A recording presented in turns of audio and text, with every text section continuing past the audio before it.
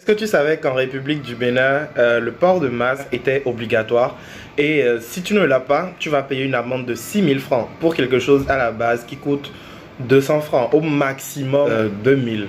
C'est fou. Donc, portez vos masques.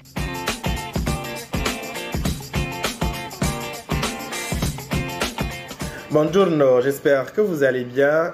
Merci d'avoir cliqué sur cette vidéo.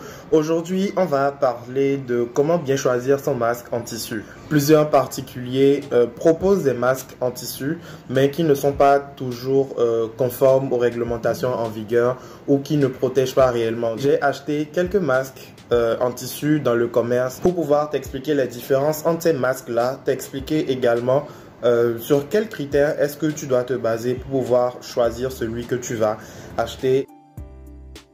Lorsque quelqu'un tousse, lorsque quelqu'un éternue, il y a ce qu'on appelle des projections ou des gouttelettes en fait dans lesquelles le virus va se trouver. Donc le fait de porter ton masque te permet en fait d'être protégé contre ces projections là ou encore de protéger ton environnement. Pour les besoins de la vidéo, j'ai une amie qui a accepté de jouer le cobaye. C'est parti.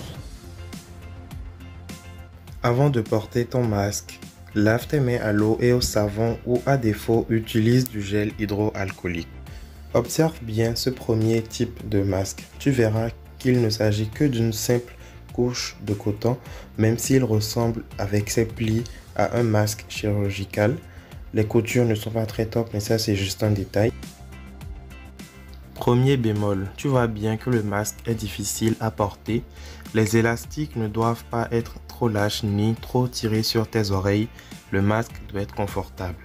Après avoir validé que notre cobaye respire bien avec son masque, on va maintenant simuler les projections de quelqu'un qui ne s'est pas protégé en éternuant ou en toussant. On voit déjà apparaître à travers le masque mouillé les lèvres de notre cobaye. C'est un fail. Ce masque a plutôt 3 couches, 2 couches de coton qui sont ici du wax avec une couche au milieu de ces deux dernières qui est amovible. Lorsque tu portes un masque, assure-toi qu'il te couvre le nez jusqu'au menton. Après avoir vérifié que notre cobaye respire bien, on teste à nouveau des projections à travers le masque. Et non, elle ne ressent rien de l'autre côté, donc on peut dire que c'est validé. Ce masque est ce qu'on appelle un masque barrière à plis creux. C'est le modèle typique proposé par l'AFNOR. Le petit plus est qu'il dispose d'une étiquette de la marque qui te permet de pouvoir retracer le produit facilement.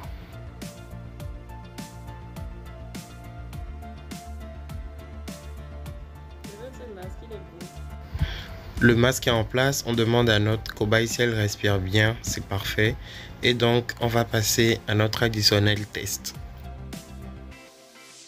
C'est donc également validé.